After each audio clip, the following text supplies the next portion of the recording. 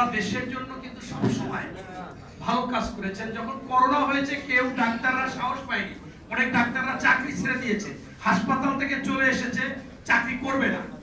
সেই সময় আপনারা করোনা রোগীদের পাশে দাঁড়িয়েছেন, সাহস জুগিয়েছেন পরিবারের প্রতি, এই যে কঠিন সময় দিয়েছেন। এবং বিশেষ করে আপনারা দেখেছেন যে বিএনপির যে 31 দফা, সেই 31 দফায় আপনাদের 26 নম্বরে আছে পল্লী চিকিৎসক বা এই চিকিৎসা সেবার কথা।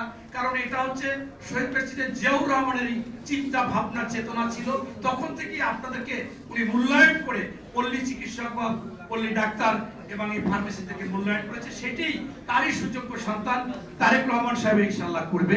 এবং আপনারা সেই মহৎ পেশায় সারা বাংলাদেশে উজ্জীবিত করবেন এবং মানুষকে সেবা দিবেন। পাশাপাশি এই যে বিএনপির বিরুদ্ধে বিভিন্ন রকমের সমালোচনা হয়, সেইগুলোকে আপনারা ওখানে বসে বসে একটু বলবেন, সত্য কথাগুলো বলবেন। কারণ আপনাদের কাছে যারা আসে তারা আপনাদের কথা বিশ্বাস করবে। আপনারা সারা বাংলাদেশে ছিটিয়ে সব জায়গায় আছেন, ছড়িয়ে আছেন। এরপর আমি দুইটা কথা বলতে চাই।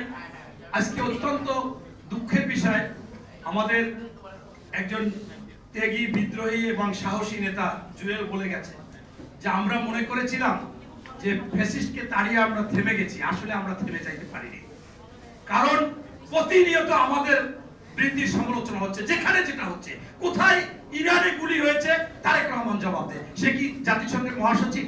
এটা কি আদৌ কথা?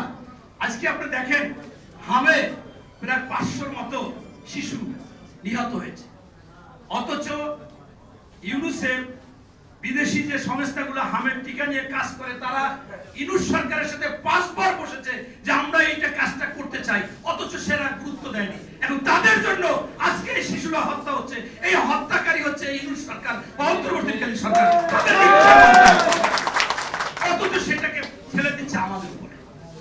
আপনারা দেখেছেন ইতিমধ্যে মহামারী আকারে শিশু ধর্ষণ, মাদ্রাসায় বলাৎকার যে কাজগুলো হচ্ছে, আমি এই 2-3 দিনে দেখলাম যে বড়শ্রীতে, মিরপুরে, এরপর আপনার একজন ইমাম, আবার সে একটা সংগঠনের নেতা, সে মসজিদে 6 বছরের মেয়েকে ধর্ষণ করেছে।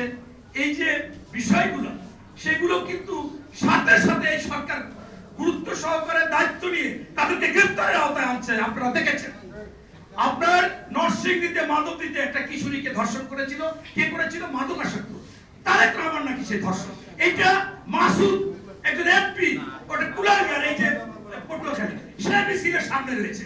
এখন ওখানে ডিএসি চলে গিয়েছিল, বলছিল যে 48 ঘন্টার মধ্যে গ্রেফতার করা হবে।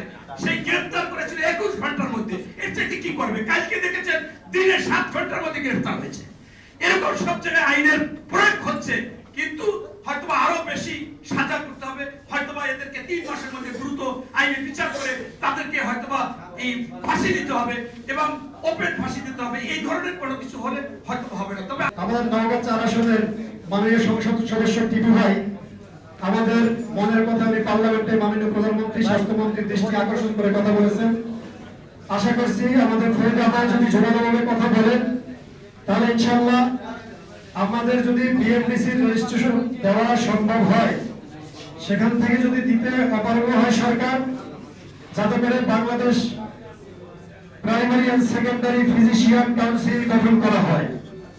Primary and secondary physician council গঠনের মাধ্যমে আমাদেরকে নিবন্ধন দেওয়া হয় এবং primary and secondary physician course নামে একটি 1 বছর মেয়াদী কোর্স যাতে চালু করা হয়।